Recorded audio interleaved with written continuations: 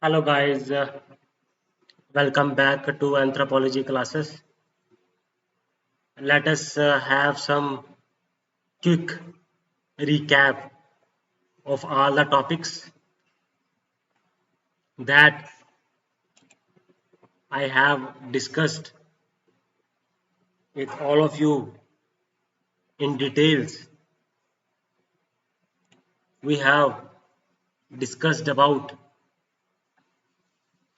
various Darwinism theories, synthetic theories, that how mutation, isolation, natural selection, selecting those traits that are beneficial from environment point of view, and those traits are passed down to the next generation.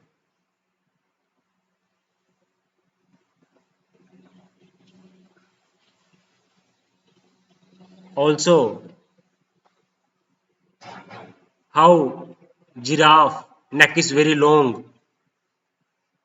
It is because of because Lamarck, Jean Baptiste Lamarck, in his book Philosophie zoologique, explained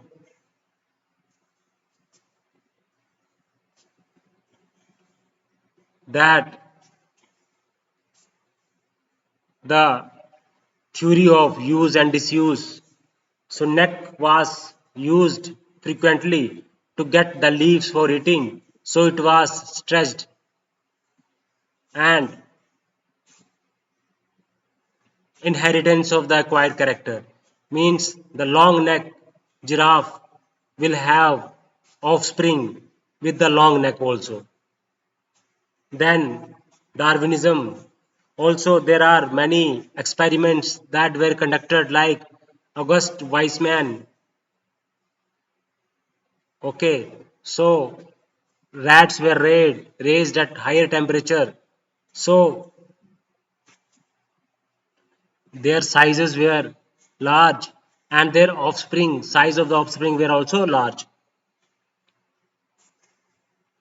However, there are some experiments that were against Lamarck's theory, like one scholar did cut the tails of the mice, and it reared, and again it cut the nails, it goes on cutting the nails of the rats, but the rats that were born were having long tails. So this experiment goes against Lamarck's theory. So why the rats with without tails were, when reared, they had offsprings with longer tails? So Darwin's theory could not explain the cause behind the natural selection. So natural selection means there is selective pressure on the species. Okay, and it did not explain the other factors that were responsible for organic evolution. So I have explained some biological this evolutionary concepts in some evolutionary biology, that biology that deals with the origin of man,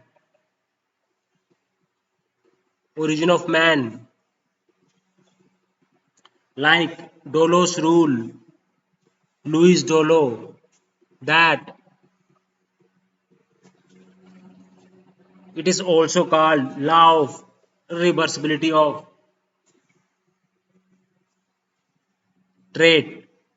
Then is Cope's rule, given by scholar Edward Cope. It gave the example of horse that species goes on increasing its size. Then Gauss rule, given by Gauss, it tells us that it is also known as competition exclusion principle. And what does it mean? It says that when there are things like that, when there are things like that, how these uh, Gauss rule means when two similar species or species with similar trait, they live in the same environment, then they compete for the resources, and one who is strong and is able to survive and others will get extinct. Then comes parallelism, means when two related trait organism, they during the course of evolution they develop similar trait, then it is called parallelism. And convergence means when two unrelated species, depending upon the selective pressure, they develop similar trait, then it is called convergence. Then adaptive radiation means a single species gets converted into n number of species because each species is adapted to a particular niche. Then mosaic evolution means different organs of the body they develop at similar different pace. For example,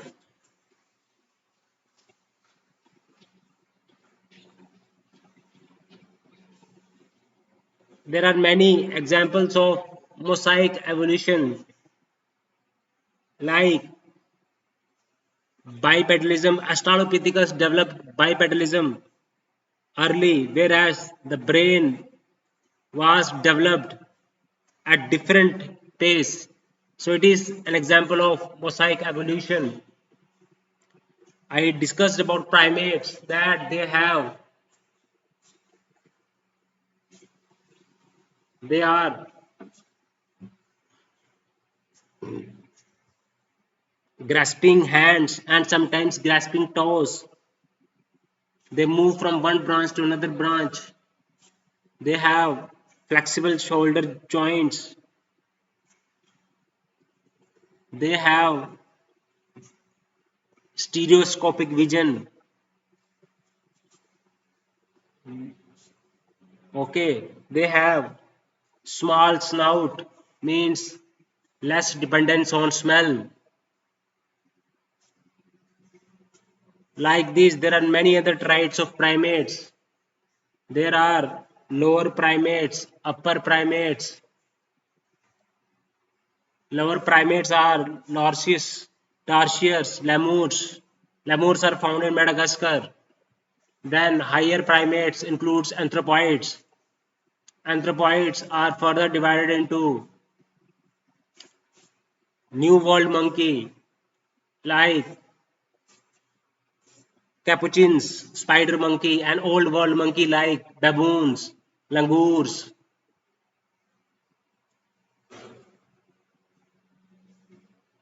Okay.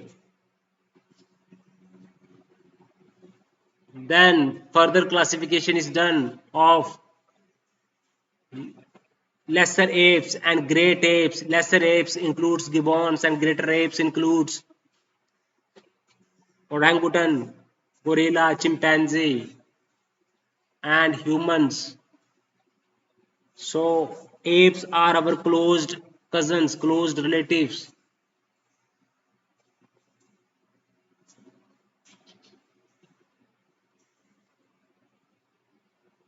And also old world monkey, new world monkey.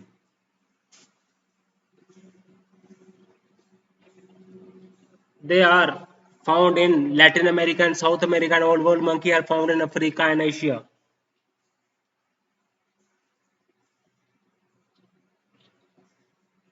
Okay, so I have discussed with the primate adaptation. They have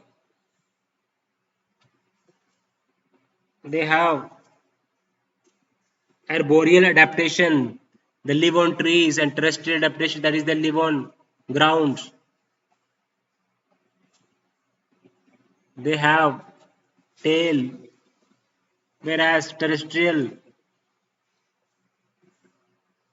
primates, they are devoid of tails.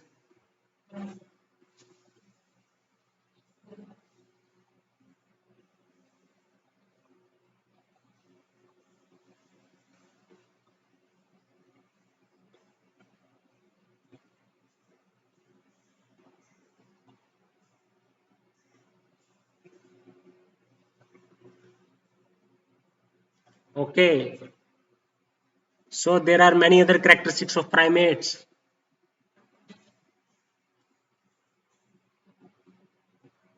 They have less weight, they have more weight.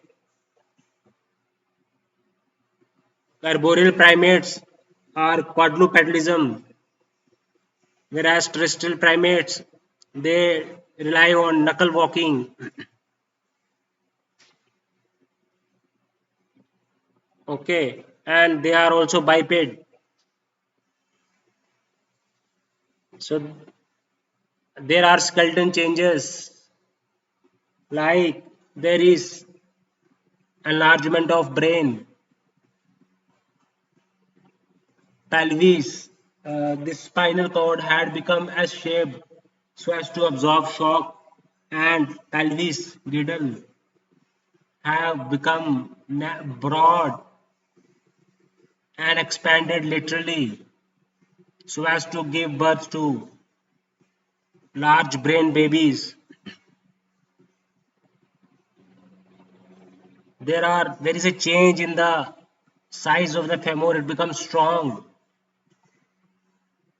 The feet is arched and have non-opposable thumbs.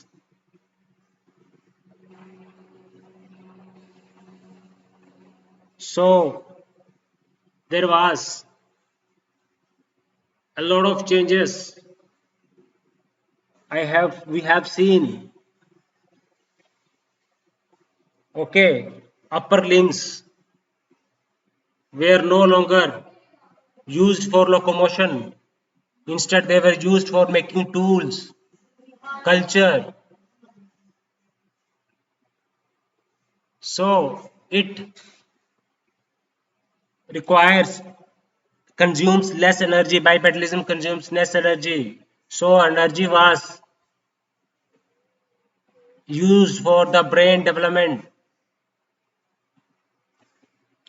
The apes have straight spinal cord.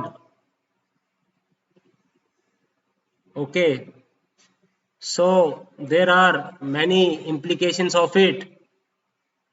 They have developed culture. They are related, both biological and cultural factors are related with each other. Okay, we have tertiary and quaternary fossil primates. Tertiary primates, we have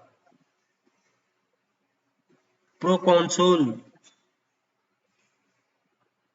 then Sivapithecus, then Dryopithecus, and quaternary fossil primates we have Homo erectus, Australopithecus, Neanderthals, and Homo sapiens.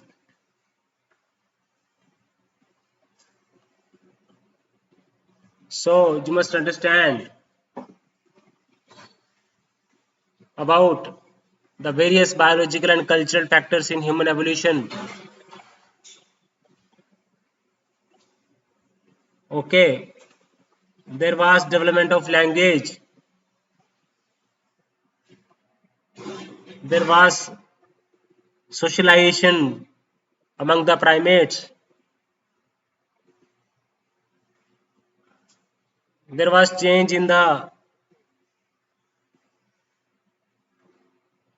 skulls. There were changes in the spinal cord. There were changes in the pelvis girdle and foot. So, in linguistic anthropology, we talk about Sapir-Whorf hypothesis that how our languages determines how we think, how we act. It is responsible for our thought making. So we do material exhibition and try to find out culture. In biological anthropology, we studied genetics, fossil remains. We studied various chromosomal aberrations. We studied Mendelian genetics. In sociocultural anthropology, we come across a number of scholars like E.B. Tyler, L.H. Morgan, James Fraser. Okay, they have done a lot of work in sociocultural anthropology. We study kinship, we study family, we study marriage system. Okay, you will come across number of scholars like in biological anthropology we have Stebbins, Stewart Wright, Dobzhansky. They have done a lot of work in structural synthetic theory of evolution. So we can discuss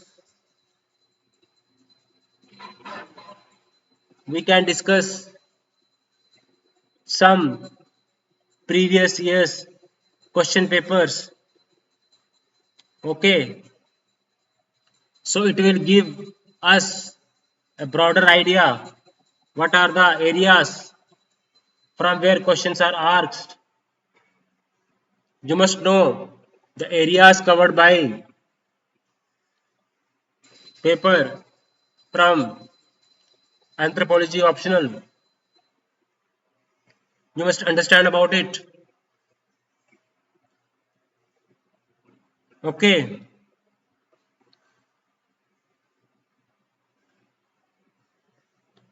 so the question is the loss and gains of erect posture. What were the losses and gains of erect posture? It was 10 marker questions. Okay, it was 10 marker questions. Okay,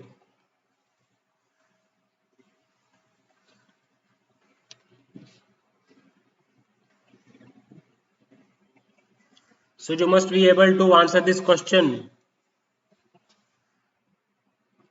So, so the evolution of erect posture is one of the most important changes in human evolution. It brought about various gains, means advantages and various disadvantages. You must understand it. So what are the so you must, we will analyze what are the losses and gains of erect posture. So what happens? Primates started walking on two legs, standing and walking on two legs. Earlier apes were primarily quadrupedal, means they move on all four legs. So what are the gains?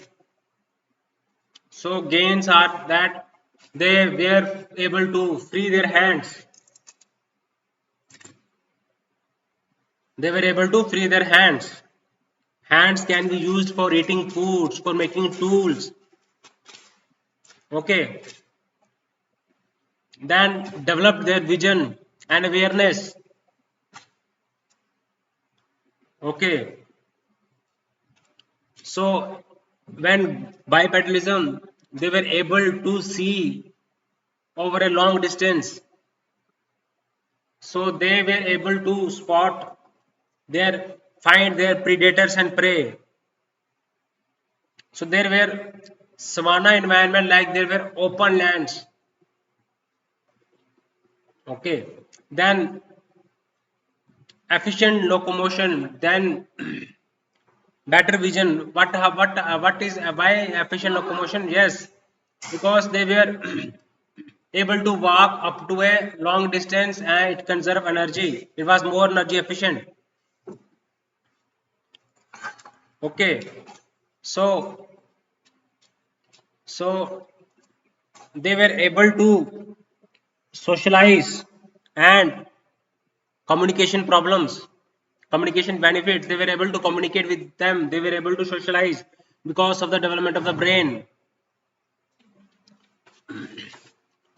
Okay, so there was regulation of it, because due to bipedalism, exposure of the body to intense midday sun reduces. It allows better cooling.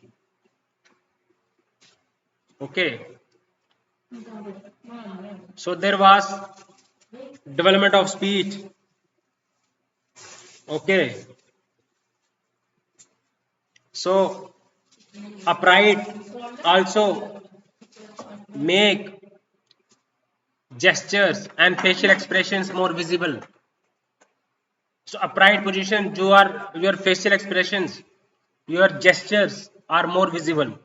These are the gains and advantages of erect posture. Disadvantages. Okay.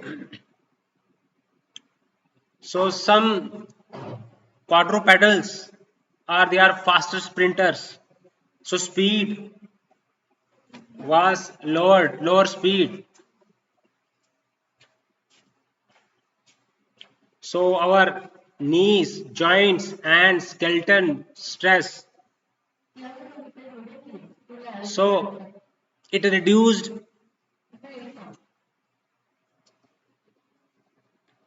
Okay, humans become less physically strong but become more intelligent, adaptable and social complex due to bipedalism. So there was hips, ankles and knees, hips and ankles, they bear the full body weight and it leads to joint pains. So there were more stress on joints, knee joints and skeleton stress. Okay, so human infants are born more immature because of the pelvis constraints. It made childbirth more difficult. Long dependency period on mother. So it also put stress on the lower back and spine. So there were both advantages and disadvantages of bipedalism. So there were some losses, there were some disadvantages, like there was more stress on the spine, there was more joints and skeleton stress, and moreover there were speed was slow down. Okay, so it also increases vulnerability because upright posture exposes vital organs to predators. So climbing efficiency was lost due to arboreal ancestors in comparison to arboreal ancestors. So they were able to hunt, they were able to migrate, they were able to develop complex society. So there were both advantages and disadvantages of bipedalism. So on the one hand, it visibility for a longer distance, it thermoregulate the body, efficient locomotion, then hands were free, vision was better, thermoregulation. So there were facial expressions were more visible, communication benefits, there were spinal problems, there were pelvis constraints, there were joints and skeleton stress, there were speed was slower. Okay, so there were, of course, there were losses and gains of bipedalism. So it was a 10 marker questions. Okay, so it was a 10 marker question. Then that is loss and gains of erect posture.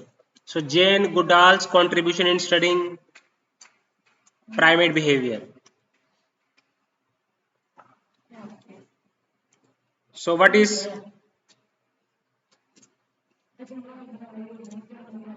J?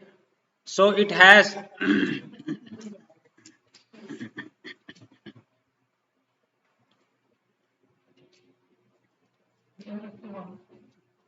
So I was discussing with you how the Jane Goodall's contribution. Okay, so Goodall, he lived among chimpanzees and he conducted observation studies, conducted long-term observations. Okay, so he studied how chimpanzees make use of tools, Jane Goodall. So observed chimpanzees. Before this, tool use was considered a unique human trait.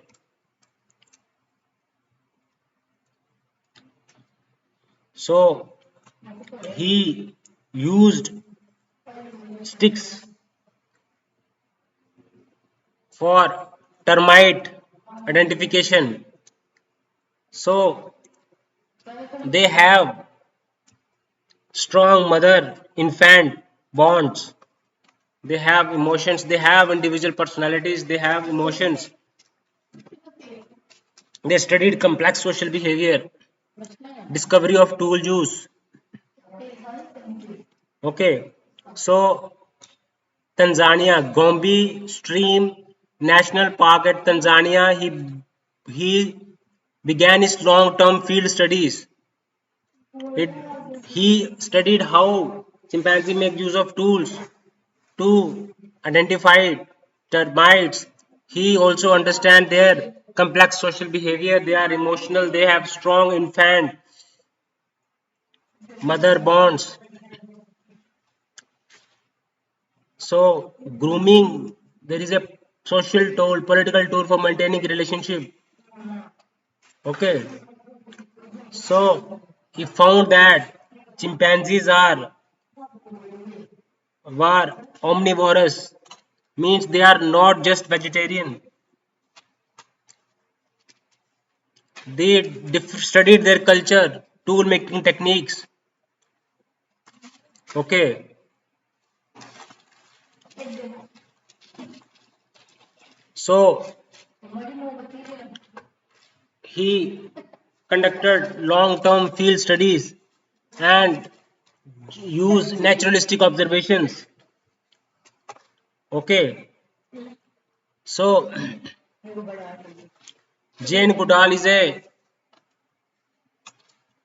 she found Jane Goodall Institute to carry out research, wildlife conservation. Okay, So she is a UN messenger of peace. So she is a leading global voice for animal welfare. Today she is a UN messenger for peace, and she had voice for animal welfare. So it has developed, it has studied the methodologies of primates. Jane Goodall had studied, observed behavior, studied the tool used by the primates. She studied their diet and culture, studied their aggression and warfare. Okay, so he discovered that chimps engage in intergroup violence. They intergroup violence. They deal in lethal intergroup violence called Gombe chimpanzee war. This changed the belief that primates were inherently peaceful. So it it it find out the evolutionary roots of human warfare. So she had contributed immensely, carried long-term field studies in Gombe Stream National Park in Tanzania under the mentorship of Louis Leakey. So she did naturalistic observation. She lived among wild chimpanzees and she found that use sticks for termite fishing. Before this tool was considered only a human trade. So she studied the complex behavior. They have strong mother-infant bond. They have personalities, emotions, affection, anger. They show anger. They show grief. Okay. They indulge in aggression and warfare. They deal in intergroup conflicts. Okay. So this was all about the contribution of Jane Goodall. Okay. In studying of primate behavior. Okay. Then next question came in 2020 that illustrate with examples the various types of locomotion pattern among non-human primates.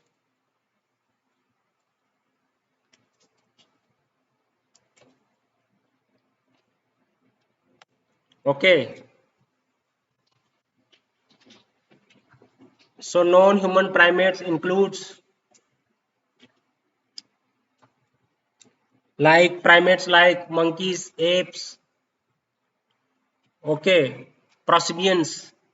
They have diverse locomotion pattern. They are quadrupedalism. They are arboreal quadrupedalism, walk on our fold along tree branches. They have long tails for to balance their weight. They have grasping hands and feet. They have flexible limb joints like New World monkeys, like capuchins, spider monkey, like terrestrial adaptation moving on our 4 feet on ground. Terrestrial quadrupedalism, arboreal quadrupedalism. They have shorter tails. They are bigger size, more robust. They have less flexible but stronger joints.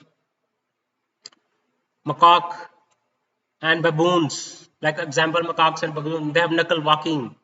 For example, chimpanzees and gorillas, they do knuckle walking. They have quadrupedalism.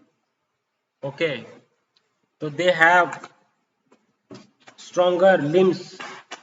They have robust weight. Okay, arboreal quadrupedalism. terrestrial quadrupedalism, knuckle walking, then vertical clinging and leaping. So they leap on the tree, they clinging, they leap from one branches to another branches. Okay, they have shorter forelimbs, they have longer hind limbs, they have grasping hands and feet. Example, tarsiers, lemurs, that is vertical cringing and leaping. Then branchiation, arms swinging. They swing from one branch to another branch. That is arm swinging. They have vertical cringing and leaping. They have terrestrial quadrupedalism, knuckle walking, vertical cringing and leaping, branchiation. So they have longer forelimbs in comparison to hind limbs, very long arms related to legs. So mobile shoulder joints, flexible shoulder joints, like gibbons and spider monkeys, they do arms swinging. Okay, so they move upright on two legs. Sometimes, like chimpanzees and bonobos, capuchins, they do sometimes bipedalism. So there are various. Okay,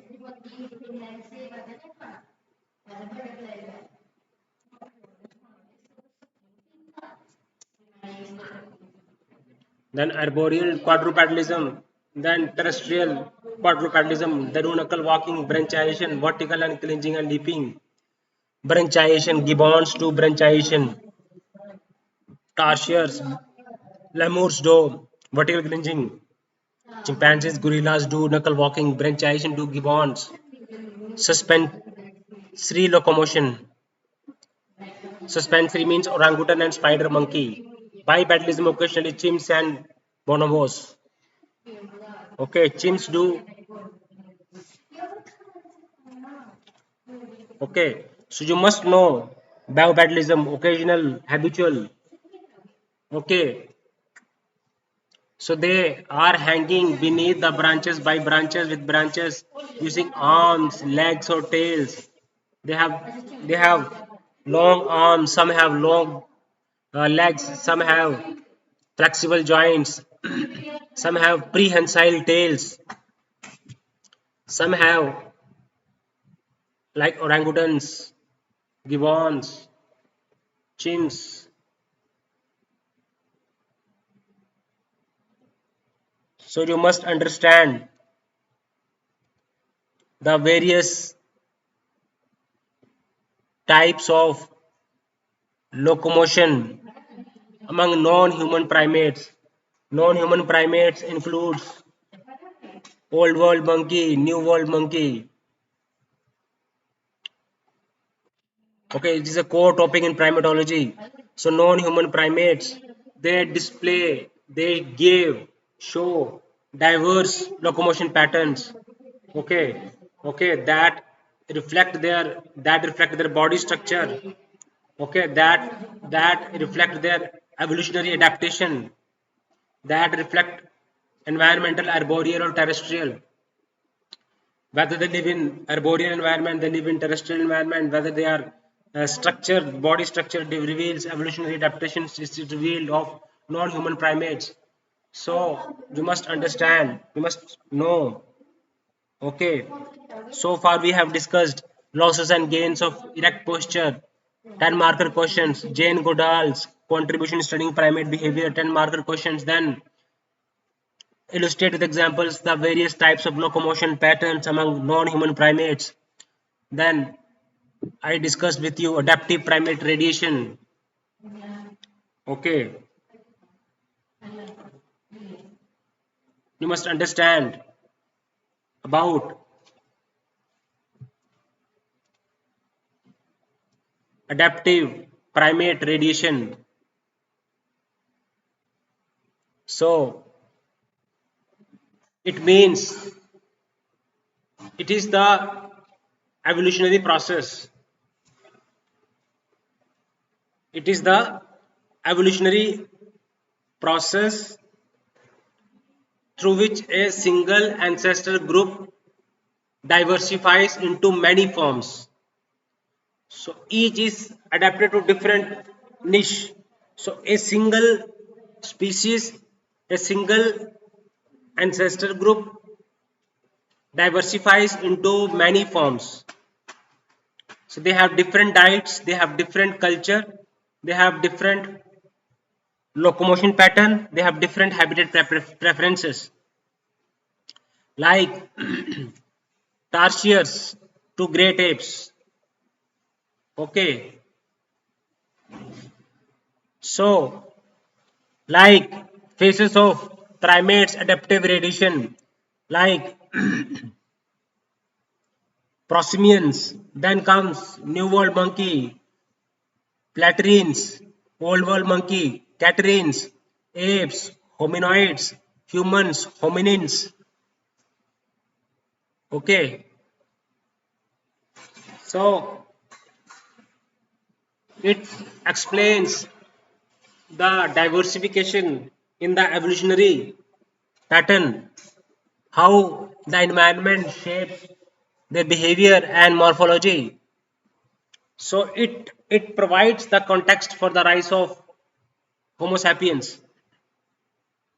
Okay, so it is the branching out of primates into diverse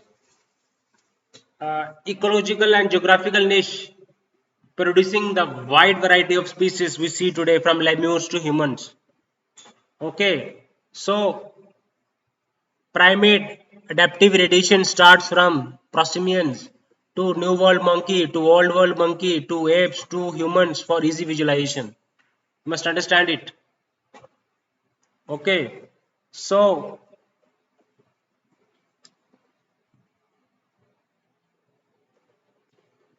they are what are the various factors for adaptive radiation? So early primates they evolved in forests. Some primates evolved on grounds. Okay, so they have dietary diversification. They have different dietary diversification. What are the factors? क्यों ऐसा हुआ कि they were a single ancestor group is diversifies into many forms. Why? Because of different dietary patterns, because of different niche exploitation for different locomotor patterns adapted to different arboreal or terrestrial adaptation. So how due to geographical extent there was adaptive radiation due to geographical extent they spread all over the world due to locomotor adaptation, somewhere quadrupedalism, somewhere bipedalism, knuckle walking. So each linked to special habitat, dietary habits. Okay, they were having arboreal niche exploitation. So arboreal niche exploitation. So there were many. Why adaptive radiation? Adaptive primate radiation. So adaptive primate radiation means it is the evolutionary process where a single ancestor group diversifies into many forms. It is called adaptive primate radiation. We have, they are different dietary habits, they are living in arboreal habitat, terrestrial habitat, different locomotor pattern evolved due to environment. They have different geographical spread. So various factors driving adaptive radiation means they are getting many forms of it. Some are having quadrupedalism, some are having bipedalism, some are fruit eaters, some are leaf eating, some are insectivores, some are omnivores. So their teeth and digestive systems they were adapted to different diets. diet diversification, then arboreal, then locomotor adaptation, then geographical spread. So there were different phases of primate adaptation. Okay, first come prosimians. Okay, then comes lower primates and upper primates, New World monkey, High World monkey, preterines, catarines. Okay, so I discussed about with various, they have niche. Some live in dense forest, some live in open grassland, some live in rainforest canopies. Okay, they have flexible diets. Some do knuckle walking, some do branchiation. So discussed about apes, hominoids, then humans, hominins and hominoids. You must understand about this. So next is the evolutionary significance of bipedalism and erect posture. You have to discuss. It is a previous year's questions like evolutionary significance of bipedalism. I will discuss with you the next topic, and next topic is what is the evolutionary significance of bipedalism. What is it? Okay, so bipedalism means walking on two legs with upright posture. Okay, so bipedalism, it was fully established in Australopithecines. It was further refined in Homo and then perfected in Homo sapiens. Okay, so evolutionary significance. What was the evolutionary significance? Means they were able to free their hands. They have more energy efficiency. They have thermoregulation, improved vision, social and communication benefits. So it has evolutionary costs and disadvantages. So you must understand it. So bipedalism and erect posture were having evolutionary significance. So they transformed early hominins into highly adaptive, being capable of tool making, long distance, in order to migrate to a long distance, energy conservation, to develop complex social organization. Okay, so outweighed outweighed the disadvantages. So it is the foundation of human uniqueness.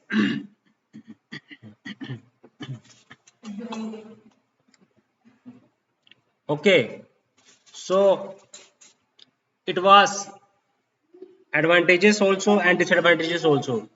Advantages were there. They were able to make tools. They were able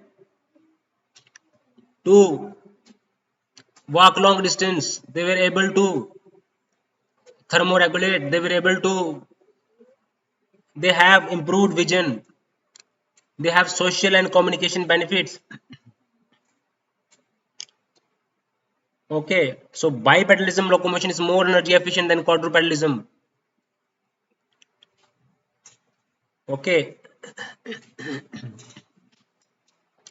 so it's standing upright, it enhances gesture communication. It has also evolutionary benefits, it has evolutionary cost, advantages and disadvantages like spinal issues, joints issues, then slower sprinting speed compared to quadrupedals. They have a slower sprinting speed. They have spinal issues. They have joints stress.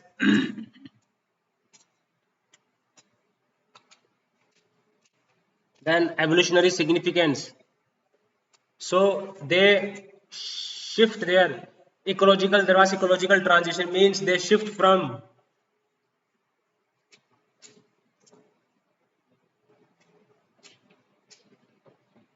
living in dense forest to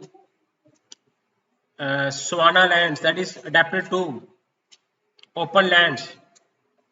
They were lifestyle was adapted to from forest dwelling to savanna adapted. So they were able to live in open habitats. So there was ecological transition, there was tool technological leap, there was cognition expansion, there was social animals. Social evolution means they were first cooperative hunting and they started food sharing becomes common. So upright posture faces facilitated face-to-face interaction. Okay, so of course it has lot of evolutionary advantages as well as of bipedalism and erect posture. Significance of bipedalism, that energy, more energy, upright posture, communication, social skills, joints pains, shoulder joints pains, then spinal pains. So these were the evolutionary losses, and there were evolutionary losses as well as evolutionary gains of bipedalism and erect posture. Okay, so bipedalism was there. There was ecological transition. There was tool transition.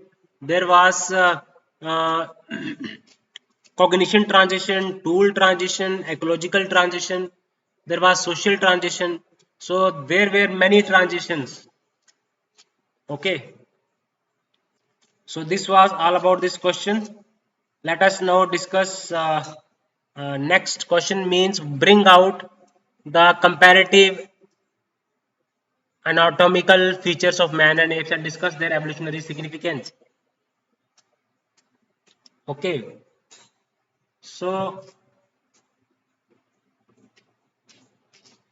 you must be able to compare. It is a 10 marker question, so you have to bring compare the a man with the apes and evolutionary significance.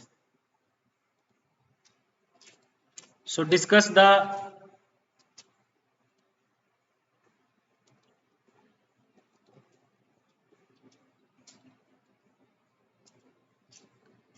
okay. So humans means Homo sapiens and apes means chimpanzees, gorillas, orangutans, gibbons. Those they shared a common ancestors, but they follow different evolutionary path. So you must be able to differentiate anatomical features like skull, like brain. Apes have smaller brain, humans have large brain.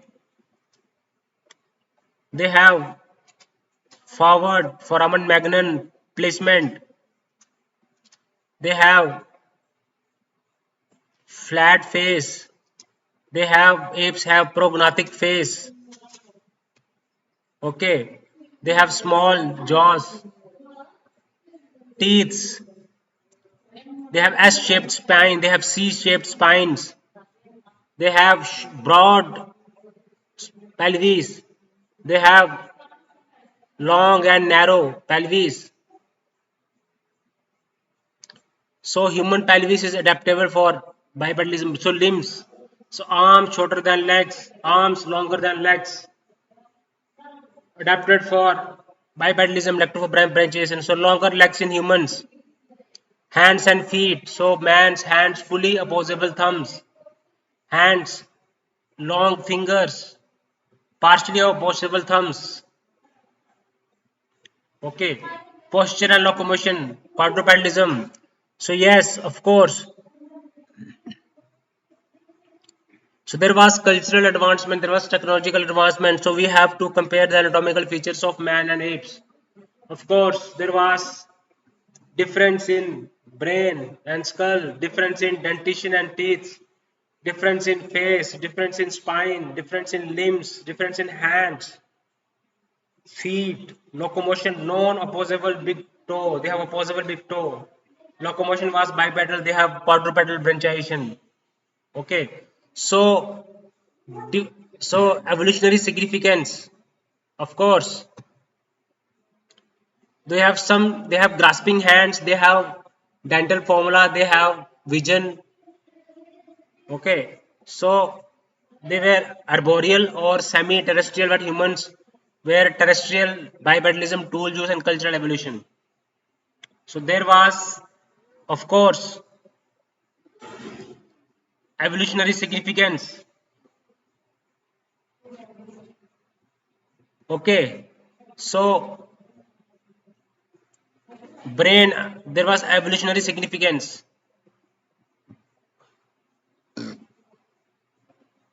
So bring out the comparative anatomical features of, you have to compare the features of man and apes and what are its ecological significance. For example, large brain, intelligence, small teeth, omnivorous diet, okay, bipedalism, social, complex social behavior, then dentition, they have omnivorous diet and spine, erect posture, okay. So human pelvis is adapted for bipedalism but causes some difficulty in childbirth due to narrow birth canal versus large brained infants. So limbs. So limbs were so efficient bipedalism, hands and movement. So free hands for tool making, posture and locomotion. Same bipedalism, free hands for tools and food transport, leading to culture and technological advancement. Okay, so ape, the brain of ape was 350 to 600 cc, whereas the Homo man cranial capacity is 1350 to 450, 1350 से लेकर 1450 CC तक cranial capacity होती है man की, और apps की होती है 350 से लेकर 600 सीसी तक. फेस का मैंने बताया, तो ये आपने एनाटॉमिकल फीचर्स बताने और एवोल्यूशनरी सिग्निफिकेंस बताने हैं आपने. Okay, you understand this topic. So let us now discuss what are the explain the skeleton changes due to erect posture and its implication. It is a direct question and you must be able to write it.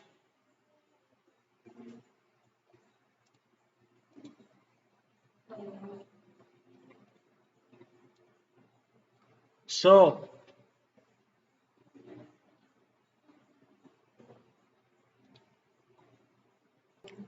let us now discuss the next question. Okay, skeleton changes. There was change in the skull, foramen. So spinal cord enters the skull. So it was placed, shifted forward and downward.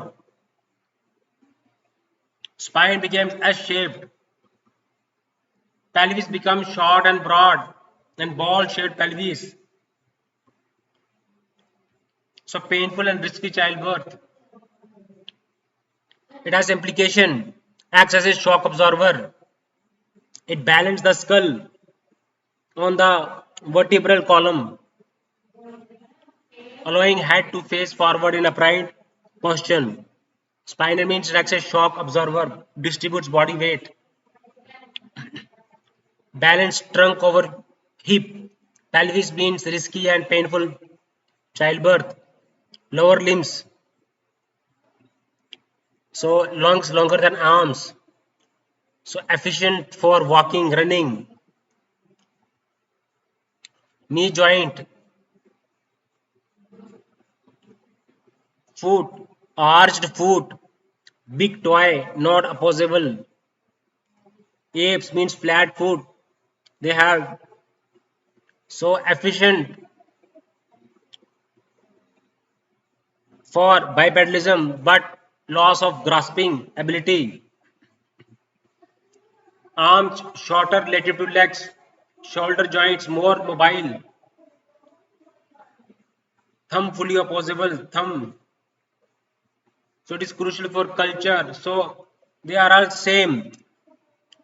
I have discussed with you the previous year's questions. You know, they have tried to manipulate the questions, but answer is somewhat related in all the question answers. Okay, that has evolutionary implications. What is evolutionary implications? Means thermoregulation, enhanced vision, hands-free, energy efficiency. Okay, orthopedic challenges, arthritis, slip disc, back pain, orthopedic challenges. There are orthopedic challenges there. So, erect posture change the entire human skeleton from the skull down to the feet. It made human excellent bipeds. It also increased biological costs like childbirth difficult and spinal joint problems. Okay, so this is the answer of this very question. Now let us move to the next question. The skeleton differences between human and chimpanzees.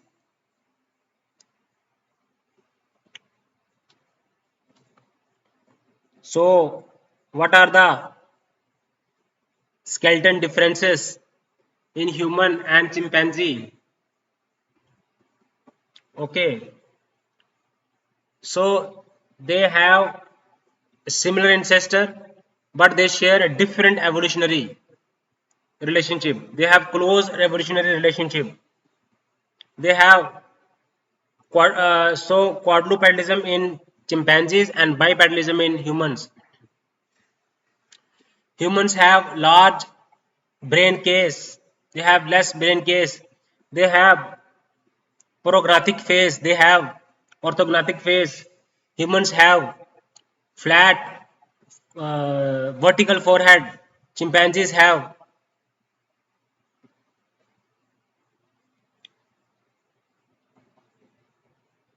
okay. So spine, they have S-shaped spine, they have C-shaped spine. We will discuss about skull. We will discuss about spine. We will discuss about pelvis. They have long, narrow pelvis. We will discuss about limbs. They have legs longer than arms. They have arms longer than legs. So knee joints. So femur angled inwards. Femur almost vertical. The angle it is angled in femur. It is almost vertical. So it is arched foot, it is shock absorption. They have flat foot, big toe opposable. They have non-opposable toes. They have long opposable thumb. They have shorter thumb, long curve from powerful grip. Of course, there is differences. Bipedalism in humans versus arboreal quadrupedalism adaptation in chimpanzee.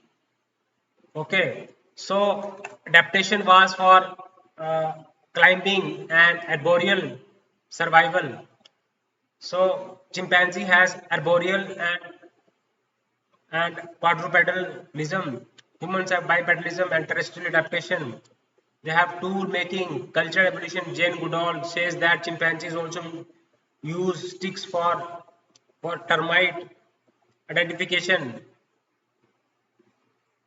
So it is adapted to quadrupedalism and live on trees, arboreal survival.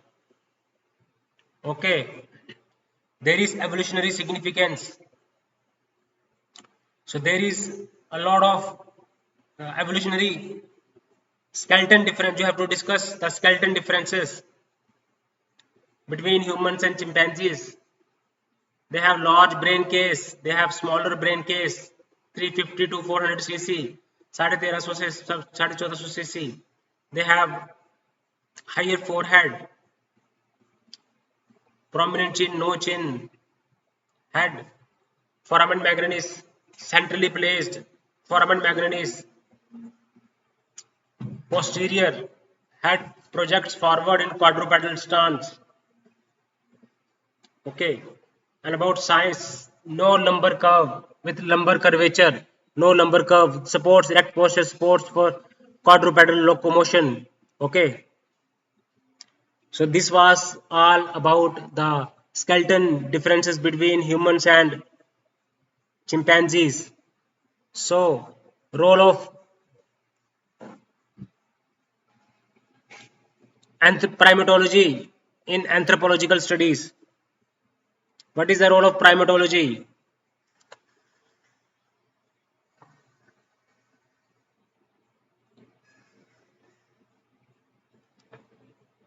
So role of primatology in anthropological studies. What is primatology? You must understand.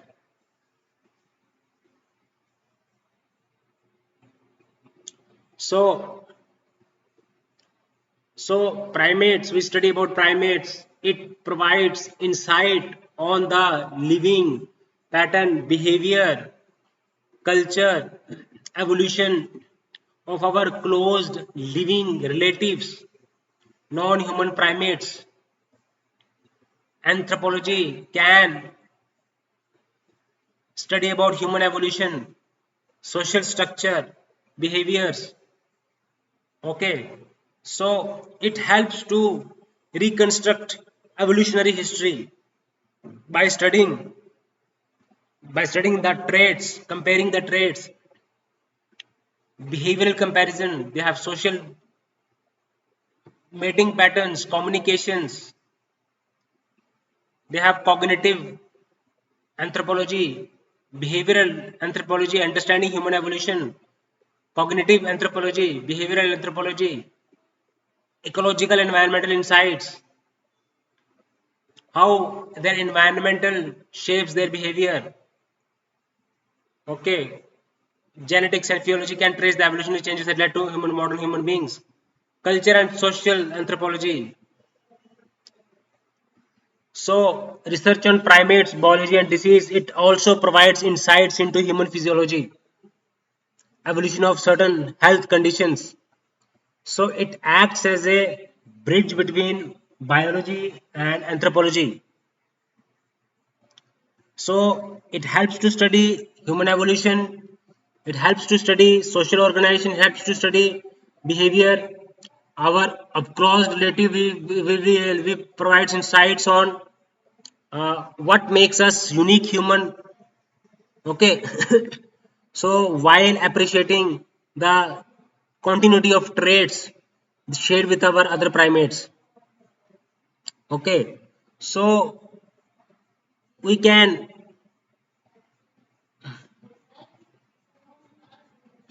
so it plays a crucial role in anthropological studies. It plays a crucial role in anthropological studies. So primatology study the human evolution, study the behavioral patterns of chimpanzee, apes, provides insights about human evolution, the behavioral comparison, their aggressive behavior, their peaceful behavior, their social organization, observe the behavior, they can come to know similar behavior in humans. So it studying the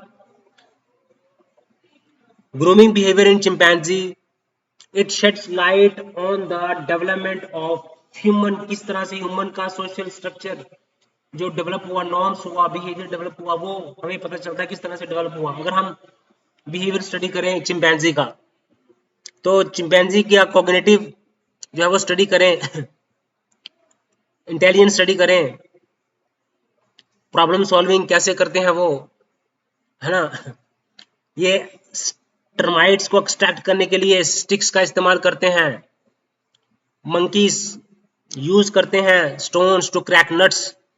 तो इससे provides insights on the human, किस तरह से human में ये technology development कैसे हुई। तो कॉग्निटिव एंथ्रोपोलॉजी हेल्प करती है, बिहेवियरल एंथ्रोपोलॉजी कैसे हेल्प करती है, एवोल्यूशन एंथ्रोपोलॉजी हेल्प करती है, इकोलॉजिकल एंड एनवायरमेंटल इनसाइट्स को हम स्टडी करते हैं कि किस तरह से वो अपने आप को एनवायरमेंट में जो है वो इवॉल्व हुआ है, किस तरह से, है ना। उनका हम हैबिटेट स्टडी करते हैं तो हम हैबिटेट स्टडी कर पाते हैं ह्यूमंस का। अगर हम उनकी एनाटॉमी स्टडी करते हैं, जेनेटिक स्टडी करते हैं, उनकी क्या क्या एवोल्यूशनरी चेंजेस आई होंगी कि मॉडर्न ह्यूमन बींग्स बना। ओके, सो कल्चर जो है इनका वो रूडिमेंट्री फॉर्म्स ऑफ कल्चर होता है, जैसे एज लर्न बिहेवियर।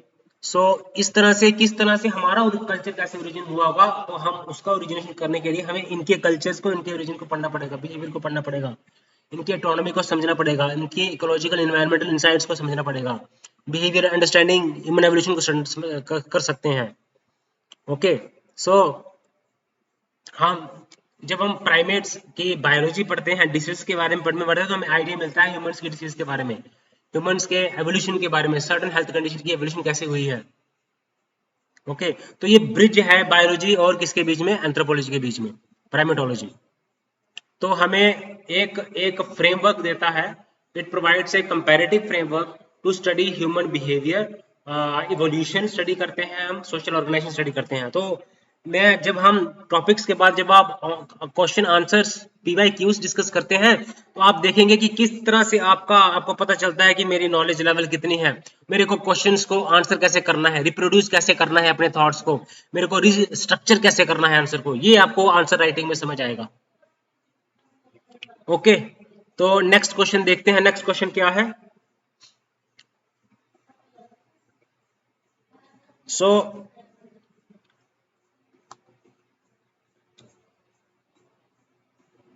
हम आगे पढ़ते हैं इससे और क्वेश्चंस डिस्कस करते हैं इसके आगे। लेट अस सी,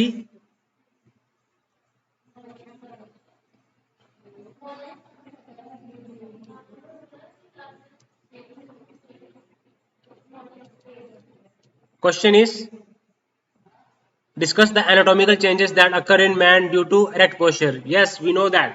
क्या चेंजेस आई, ब्रेन उसका बड़ा हो गया, हेड उसका वर्टिकल हो गया, फोरामेन मैग्नम की प्लेसमेंट फॉरवर्ड हो गई, स्पाइन एस शेप हो गया, पेल्विस शॉर्ट और ब्रॉड हो गया, फेमोर एंगल इनवर्ड हो गया, फुट आर्चड हो गया, हैंड्स जो था वो अपोजिबल थम्स था उसमें, फीट्स में जो थम्स था, बिग टो जो था वो नो अपोजिबल था। इससे एनर्जी कंजर्वेशन हुई, एनर्जी बचाई उसने उसने टूल मेकिंग की, तो बड़ी सारी एडवांसमेंट हुई। वो वॉकिंग के लिए, रनिंग के लिए, लॉन्ग डिस्टेंस ट्रैवलिंग के लिए जो है फैसिलिटेट किया उसको। हाँ, स्प्रिंटर नहीं बन पाए, जॉइंट्स पेन शुरू हो गई, स्पाइनल पेन शुरू हो गई, ये चेंजेस आई। उसके बाद हमने प्राइमेट्स की लोकोमोशन करनी है कि जब एर्बोरियल लाइफ होती है ट्रीज के ऊपर तो वो क्या करते हैं, वर्टिकल क्लिंजिंग करते हैं, चिपक जाते हैं पेड़ के साथ, ब्रांचाइजेशन करते हैं, एक ब्रांचेस से दूसरे ब्रांचेस के ऊपर उनकी आर्म्स जो है वो स्किंग करती हैं।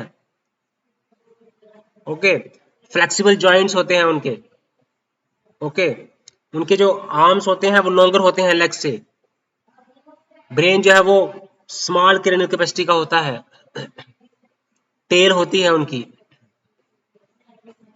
एडेप्टिव रेडिएशन इन प्राइमेट्स की बात करें तो बहुत सारे फॉर्म्स आ गई। पहले अलग अलग प्राइमेट्स बनना शुरू हो गए, एवोल्यूशन में आ गए। जब हम इनके बिहेवियर को स्टडी करते हैं, इनका हम कल्चर स्टडी करते हैं, इनको हम सोशल ऑर्गेनाइजेशन जब इनकी स्टडी करते हैं, इनकी हम डिसीजेस को स्टडी करते हैं, जब हम इनका जो है ह्यूमन जब हम इनकी एवोल्यूशन स्टडी करते हैं तो हम ह्यूमन की एवोल्यूशन को अंडरस्टैंड कर पाते हैं बेटर तरीके के। हम किस तरह से डेवलपमेंट, बिहेवियर का डेवलपमेंट कैसे हुआ ह्यूमन में वो हम स्टडी कर पाते हैं, किस तरह से जो कल्चर का डेवलपमेंट कैसे हुआ उसको हम स्टडी कर पाते हैं। ओके, तो आपने देखना है कि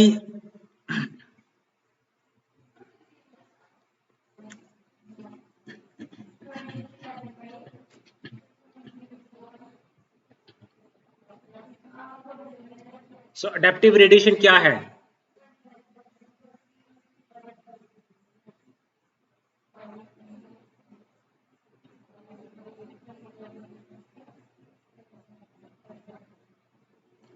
अडेप्टिव रेडिएशन क्या है प्राइमेट्स में?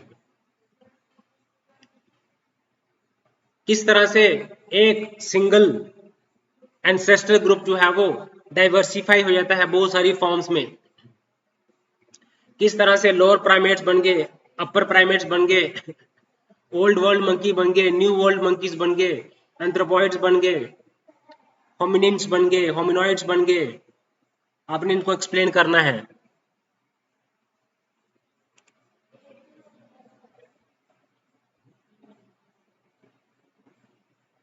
Okay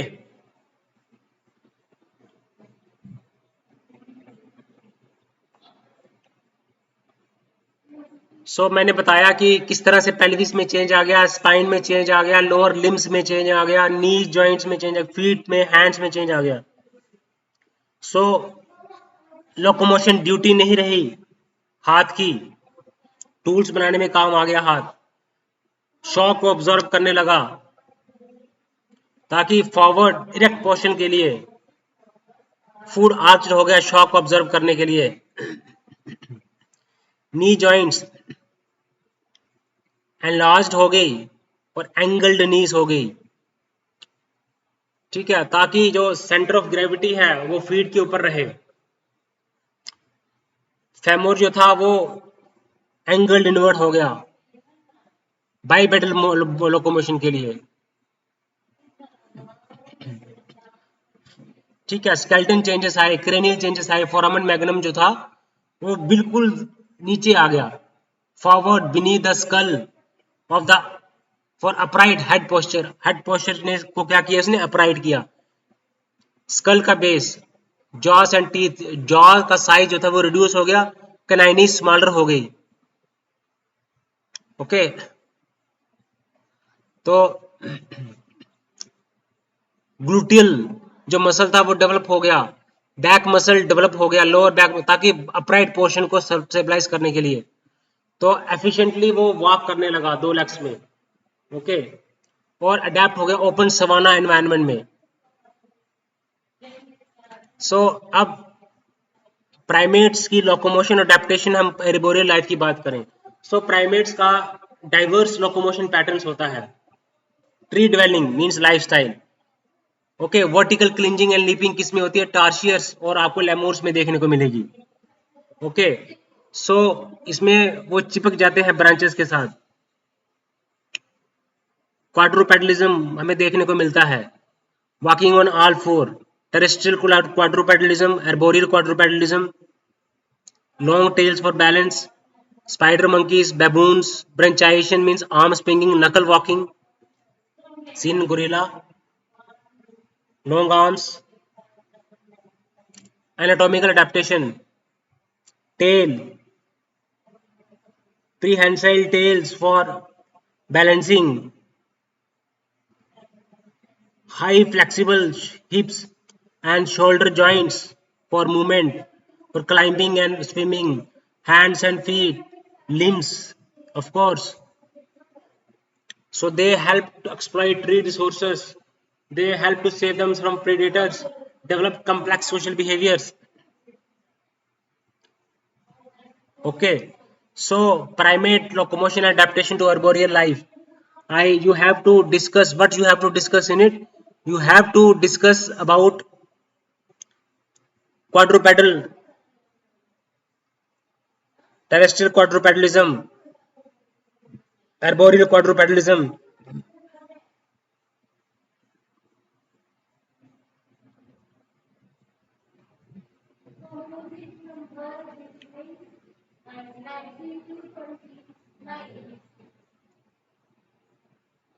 So they have diverse locomotion strategies. Why? Because of arboreal lifestyle. They have branchiation, vertical clinging and leaping, quadrupedalism, terrestrial quadrupedalism, arboreal quadrupedalism, branchiation, which is arm swinging, knuckle walking, It is observed. They adaptation for arboreal and terrestrial movement.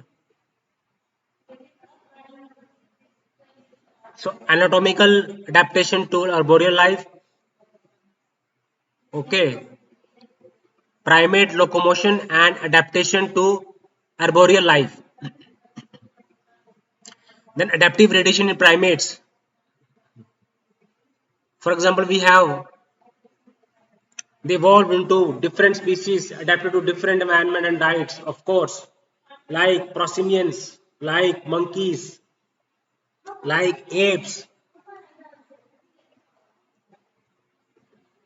Okay, so diversity of primate species, formation of various primate species, and they are adapted to different climates,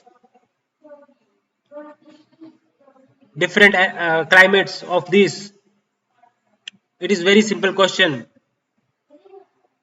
So, what were the questions?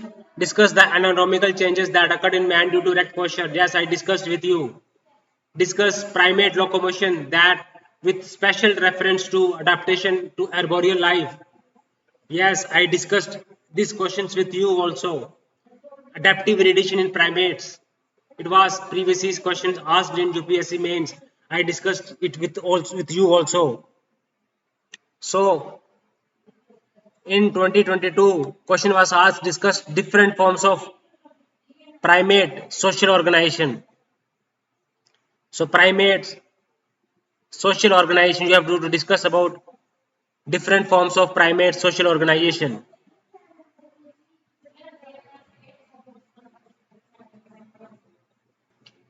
Let us move forward. So different forms of primate social organization. Okay.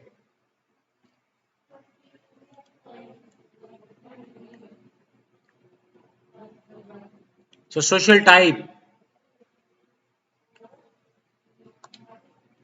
For example, orangutans. They remain mostly alone. Orangutans. So social organization is solitary. Then comes monogamous pair. That is gibbons. They live in monogamous pair. They live in two. Orangutan live alone. Gibbons live. They bond is there between the pairs. So there is a parental care in gibbons. There is a monogamous pair. So one male, multi female. That is gorilla. It is harem group. So dominant male mates with female. So one male, many multiple females. So that is characteristics of gorilla. Then multi male, multi female. Baboons. It has complex hierarchy. So there is a competition and alliances. Fusion, fusion. Chimpanzee. So subgroup form and merge. Flexible and dynamic. So they discuss about their cognitive abilities. How do they meet ecological pressures? Okay. So fusion, fusion. Then comes solitary males with female bonded groups. You must understand this. So it is primate social organization. How do they remain in society? Whether they remain alone, whether they live in groups, whether the type of group, it depends upon predators. It depends upon environmental conditions. It depends upon mating strategies, predation pressure, resources availability. So social organizations means that how individuals they they they live in a group, they act in a group. First is solitary, that is foragers. that is orangutans and orangutans. They live all alone. They only come together for mating or mother-infant bonds. So there is social interaction is very limited. So females are usually the central focus of the home range. So it reduces the competition for when there are resources very less. So it reduces the competition. Pair living or monogamous pair means gibbons. I have discussed with you orangutans live alone foragers and gibbons live in monogamous pair. So they have some strong male female bonding. They have some low level of male male competition. So also there is mother child strong bond. Okay, so it ensures male investment in offspring. Okay, so second is solitary. First is solitary, that is solitary forager. Second is monogamous pair. Third is one male, many multiple females, harem. That is one dominant male like gorillas, some langurs. So dominant male protect the group and mates with females. Subordinate males may be tolerated temporarily, but eventually they complete. So there is strong bonds and social hierarchies. It provides protection to females and ensure male reproductive success. So one male, many females, gorilla. So multi males, multi females, that is baboons and chimpanzees. So several definitions, several adult males and females form a group. They have, there are alliances, there are competitions exist for mating. They have complex social hierarchies. So increased protection among the predators, cooperative foraging, then fusion societies. So fusion societies means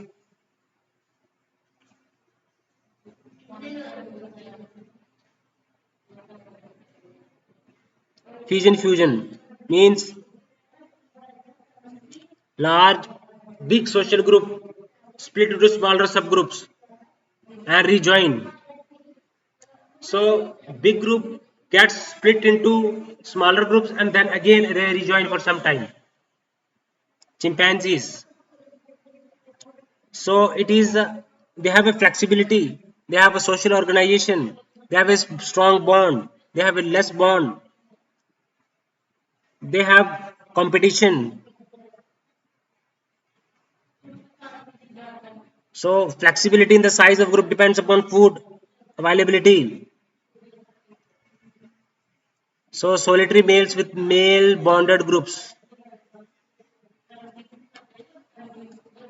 So male female relationship कैसी? You have to understand its key features, define it, examples you have to give, social types. Okay, so some species with females forming core groups. Females with offsprings, males, it happens in orangutans. Then we have discussed about orangutans. Then we have discussed about gibbons. Then comes discussed about gorillas. Then baboons and chimpanzees, baboons, gorillas, orangutans, gibbons. So discuss the various social organizations. They have a complex social hierarchy. They remain in small groups. They share the resources. They have a strong male-female bonding.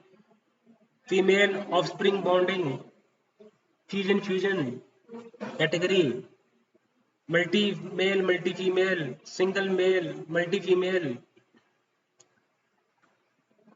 then monogamous pair, then solitary. Okay, so they depends upon ecological environment, predator pressure, their mating strategies, their cognitive abilities. Okay, so this was all about discuss different forms of social organization, primate social organization. So question came in 2025: smell as a signal among non-human primates. Okay,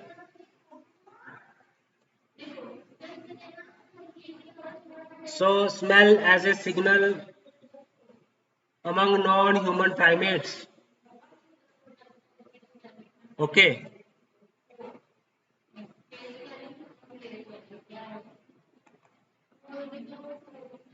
you have to discuss it.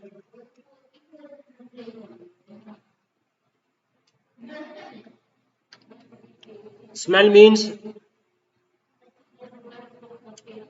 it is the oldest form of communication in mammals, primates.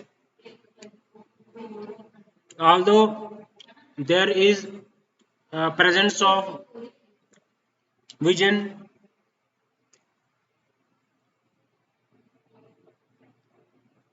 as well as vocal communication, but there is lot of emphasis on smell. It is a form of communication. It is also a social and a productive signal, especially in prosimians and some monkeys. So olfactory communication.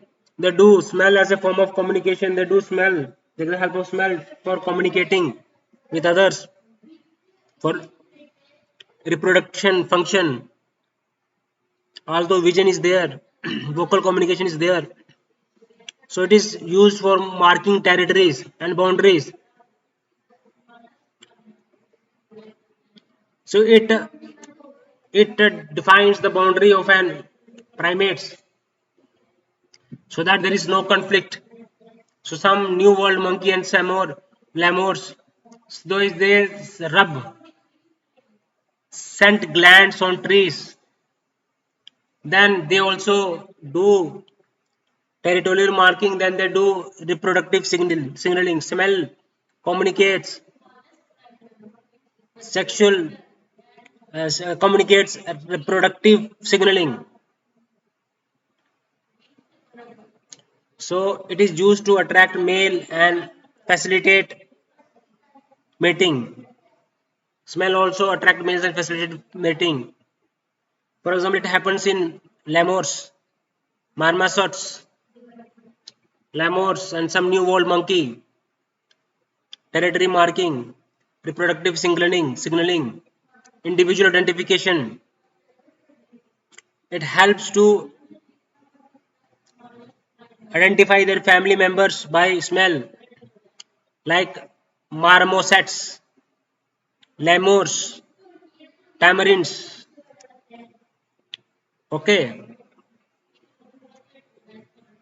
some when there is threatened or to give threat signals, they release scent. Okay,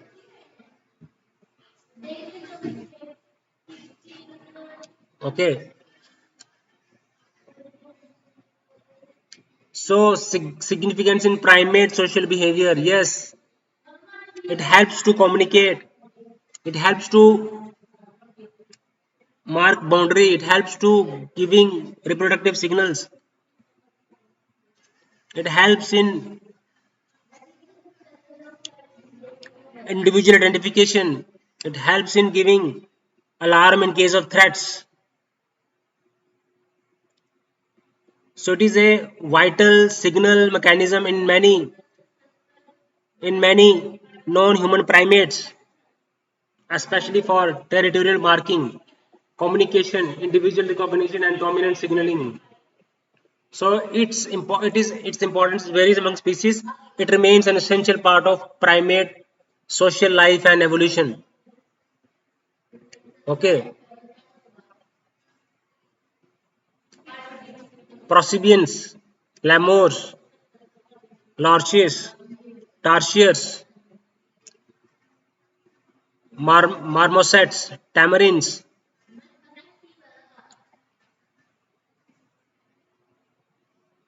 Less dependent on signals. Old world monkey and apes less dependent upon signals, but scent plays a role in sexual signaling.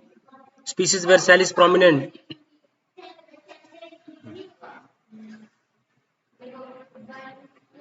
Okay, there are various mechanisms for olfactory communication. So, lords, uh, tamarins, marmosets, lemurs, loricels, tarsiers. So they has used as a signaling of communication.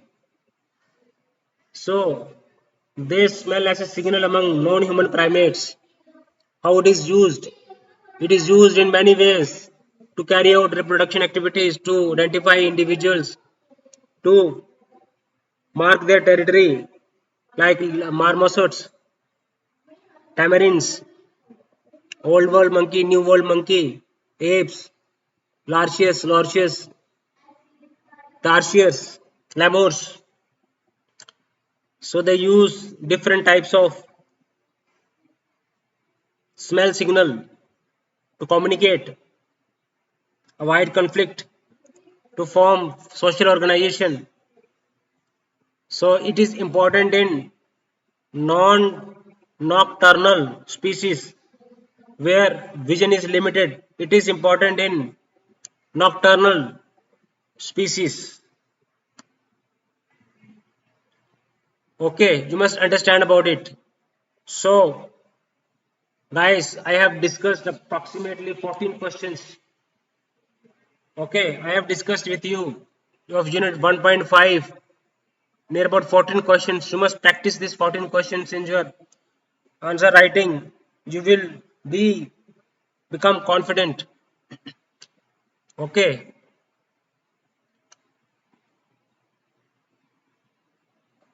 so I have also discussed unit 1.4 PYQs of unit 1.4. I have also discussed PYQs of question of chapter unit 1.1. Okay, so 1.1, 1.2, 1.3, 1.4. Okay, I have and 1.5. I have discussed PYQs. Okay, I have discussed PYQs of unit 1.1, 1.2, 1.3, 1.4 and 1.5. Guys, go through these videos from starting till end. Okay, guys. So next chapter I will discuss in the next video. So guys, be confident, study hard, and success will be yours. Thank you.